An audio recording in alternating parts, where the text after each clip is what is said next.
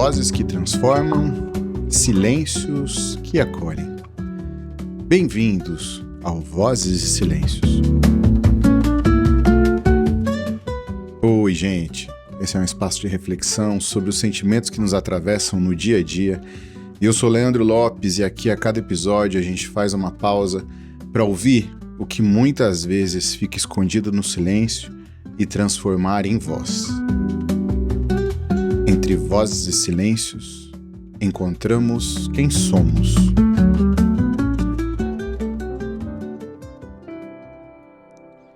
Gente, no processo de construção desse episódio, eu me emocionei pelo menos umas 5 vezes diferente. Então eu não sei como que eu vou chegar até o final. Mas se eu chegar emocionado, que seja pela descoberta de que amar o que existe é muito melhor do que amar aquilo que a gente imagina. Então vamos lá.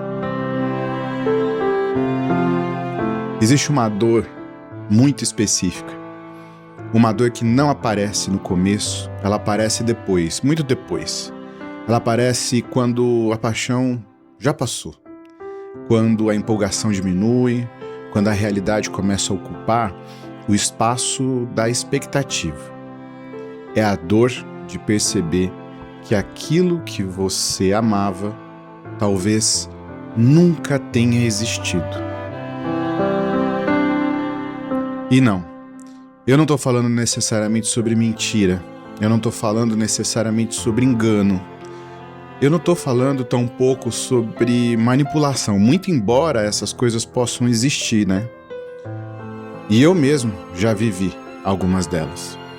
Mas existe algo ainda mais profundo, algo que às vezes acontece mesmo quando ninguém teve a intenção de machucar ninguém. Acontece quando a pessoa real e a pessoa que construímos dentro de nós são duas pessoas totalmente diferentes. Quando uma relação termina, ou quando uma verdade finalmente aparece, a gente costuma pensar, né, gente, que está sofrendo pela perda daquela pessoa. Mas nem sempre é isso. Às vezes estamos sofrendo pela perda de uma história inteira que existia dentro de nós. É muito pior, talvez. Uma história que nunca aconteceu, mas que era tão viva que parecia real.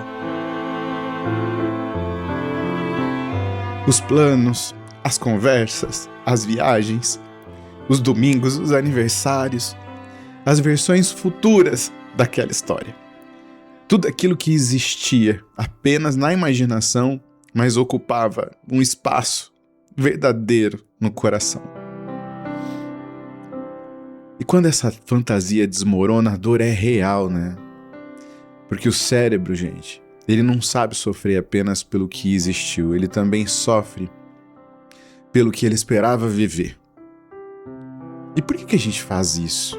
Por que a gente idealiza? Por que enxergamos além da realidade? Por que continuamos acreditando mesmo quando os fatos apontam em outra direção?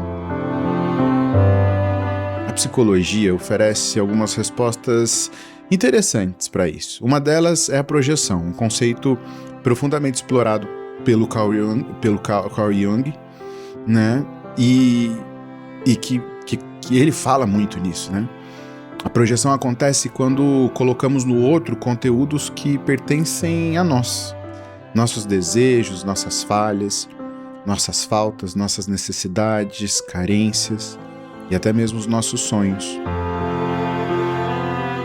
E então, algo muito curioso acontece aqui. Paramos de enxergar apenas a pessoa e começamos a enxergar aquilo que ela representa pra gente. Porque todos nós carregamos faltas de amor, faltas de acolhimento, falta de pertencimento, falta de segurança.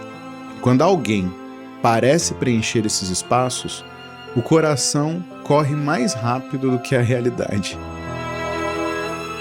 Mas a realidade tem uma característica inconveniente, né, gente? Ela insiste sempre em aparecer, ainda que dura, triste, mas ela vai aparecer. Primeiro em pequenos detalhes, depois em padrões, depois em repetições, depois em comportamentos que já não podem mais ser ignorados. E aí começam um dos conflitos mais dolorosos da vida adulta. É aquela fase em que eu vejo, mas não quero ver. Eu entendo, mas não posso aceitar. Eu sei, mas eu queria tanto estar errado. Que existe uma parte da gente que continua sempre a negociar. Continua procurando sinais, continua tentando encontrar evidências de que aquilo que imaginamos ainda pode ser verdade. A mente já entendeu, mas o coração continua argumentando. A mente vê padrões e o coração procura exceções. A mente mostra fatos e o coração responde: mas e se... Existe uma parte delicada dessa conversa aqui, gente. A idealização nem sempre nasce sozinha, né? Às vezes existem promessas, discursos, às vezes existem atitudes, às vezes existem comportamentos que alimentam exatamente aquilo que desejamos acreditar. E eu vivi isso. E talvez tenha sido justamente isso que acelerou o meu despertar. Porque chega um momento em que a distância entre aquilo que é dito e aquilo que é vivido fica grande demais. E quando essa distância cresce, a consciência encontra uma brecha para entrar. E aí, de novo, mais uma parte difícil, o luto, né? Porque aí você tomou consciência do fato, da realidade. E esse luto que eu tô dizendo não é o luto da pessoa, pela pessoa, é o luto da fantasia, o luto da possibilidade, o luto da expectativa, o luto daquilo que você desejava tanto que fosse verdade. E eu vou te dizer uma coisa, talvez exista um momento em que não há nada para fazer além de sentir. Queria que vocês prestassem muita atenção nisso, porque a gente fica, na grande maioria das vezes, buscando saídas. Mas às vezes a gente só pode se permitir sentir um pouco daquilo que vem no nosso coração. Parece às vezes ser um sofrimento horrível, porque a gente na verdade quer resolver, a gente não quer parar para sentir. A gente quer argumentar, quer encontrar uma saída, quer convencer a realidade a mudar, mas não consegue. E aí vem o choro, né? E aí a gente chora pela pessoa, pelo tempo, chora pela esperança, chora pelos planos, chora como se fosse uma criança que acabou de descobrir que aquilo que ela queria tanto, que ela queria muito, simplesmente não existe. E existe uma honestidade brutal nesse choro, porque ele não está chorando a realidade, ele está chorando a despedida da fantasia. Depois do choro, não vem a felicidade. Depois do choro vem o silêncio. Depois vem o espaço. Depois vem lucidez. E então surge uma nova pergunta. Uma pergunta talvez tão importante quanto todas as outras anteriores que a gente fez aqui. O que em mim precisava tanto acreditar nessa história? E essa pergunta não é para gerar culpa, né, gente? Não é para gerar vergonha, mas para gerar compreensão. Porque quando a gente entende a própria falta, começa a parar de procurar alguém que a resolva. Durante muito tempo, eu achei que a maior dor nisso tudo aqui era não ser amado. Acho que eu consigo ver algo diferente hoje. Talvez exista uma dor muito maior do que isso, que é a dor de amar uma versão que nunca existiu.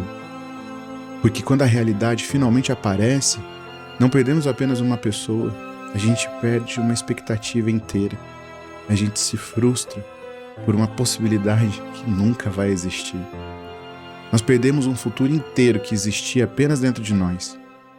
Não existe uma liberdade escondida nessa dor, porque quando deixamos de amar aquilo que imaginamos, finalmente nos tornamos capazes de enxergar aquilo que existe.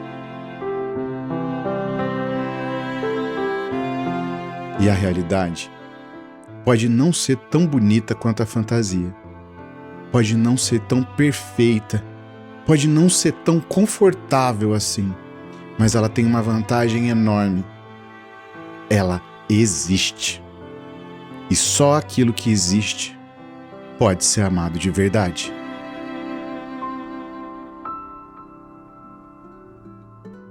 Bom, gente, é isso.